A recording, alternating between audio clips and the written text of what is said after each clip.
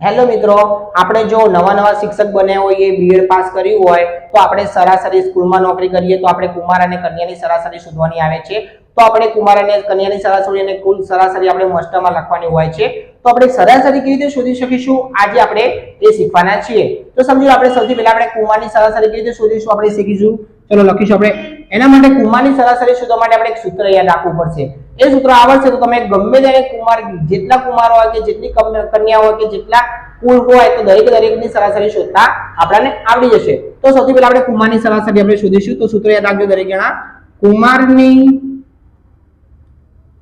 સરાસરી બરાબર કુમારની કુલ સંખ્યા, કુમારની કુલ સંખ્યા ગુણ્યા કાર્ય દિવસ ઓછા ગેરહાજર ભાગ્યા કાર્ય દિવસ. આ થઈ ગયું તમારું સૂત્ર. સૂત્ર આવડે તો આપણે સરાસરી શોધતા આવડે. સમજી લો કે આપણે કુમારની કુલ સંખ્યા તમને ખબર હોય કે શાળાના બાળકો આપણા વર્ગના વિદ્યાર્થી હોય તો વર્ગમાં છોકરાઓની કુલ સંખ્યા કેટલી છે તો આપણે અહીંયા લખવાની રહેશે. સમજી લો કે છોકરાઓની કુલ સંખ્યા 20 છે ગુણ્યા કાર્ય દિવસ.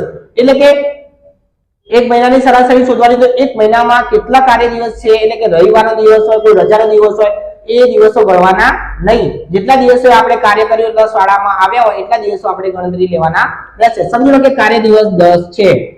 ઓકે, પછી ઓછા 11000 એટલે કે 10 કાર્ય દિવસમાં કુલ કુમાર 20 છે તો 20 કુમારમાં 10 દિવસમાં કેટલા કુમારો ગેરહાજર છે એ આપણે અહીંયા લખવાનું રહેશે. સમજી લો કે 10 કુમાર ગેરહાજર છે ભાગ્યા કાર્ય દિવસ એટલે કાર્ય દિવસ જે ઉપર મૂકી દીધું એને કાર્ય દિવસ નીચે આવશે.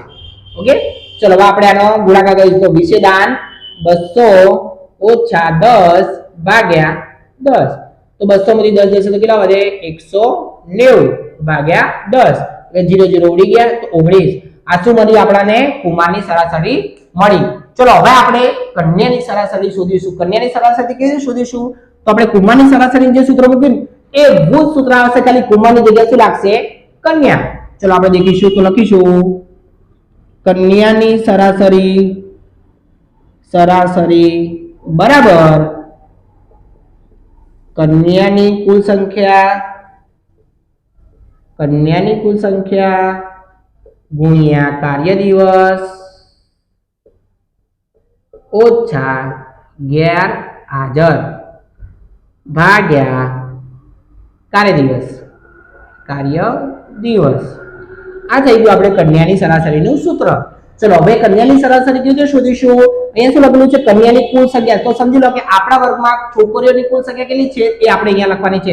તો હું અહીંયા લખીશ એક્ઝામ્પલ રીતે કે વર્ગમાં છોકરીઓની 30 કુલ સંખ્યા હોય ગુણ્યા કાર્ય દિવસ તો બંનેના સરખા જ આવશે. અહીંયા 10 લખ્યા તો અહીંયા 10 જ આવશે. તો આપણે અહીંયા લખી દઈશું 10 ઓછા ગેરહાજર.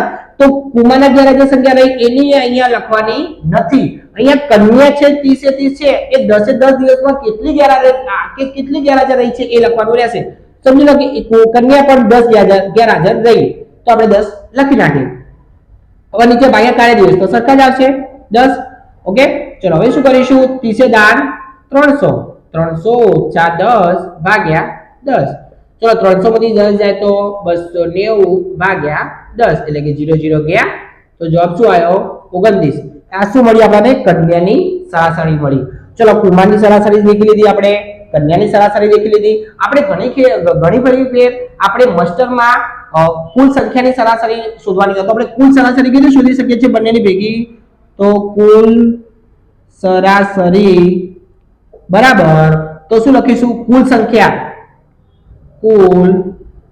સંખ્યા એટલે કે કુમાર અને કન્યાની બંનેની ભેગી કરીને સંખ્યાને કુલ સંખ્યા કહેવાય ગુણ્યા કાર્ય દિવસ ઓછા કુલ ગેરહાજર.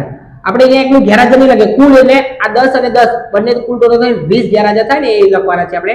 તે લખીશું કુલ ગેરહાજર ભાગ્યા કાર્ય દિવસ.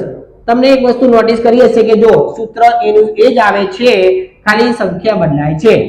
તો લખીશું કુલ સંખ્યા એટલે કે જો કુમારની કેટલી હતી 20 ને કન્યાની કેટલી હતી 30. તો 20 + 30 કેટલા થાય 50.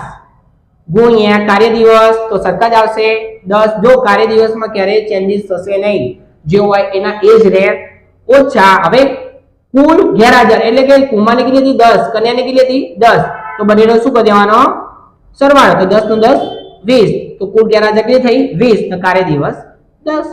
ચલો 50,500 પછી ઓછા 20 ભાગ્યા 10.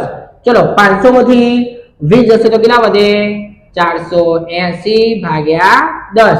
ચલો હવે શું કરવાનું 0 0 ઉડાડી દેવાના, તો શું વધ્યું 48 વધ્યા.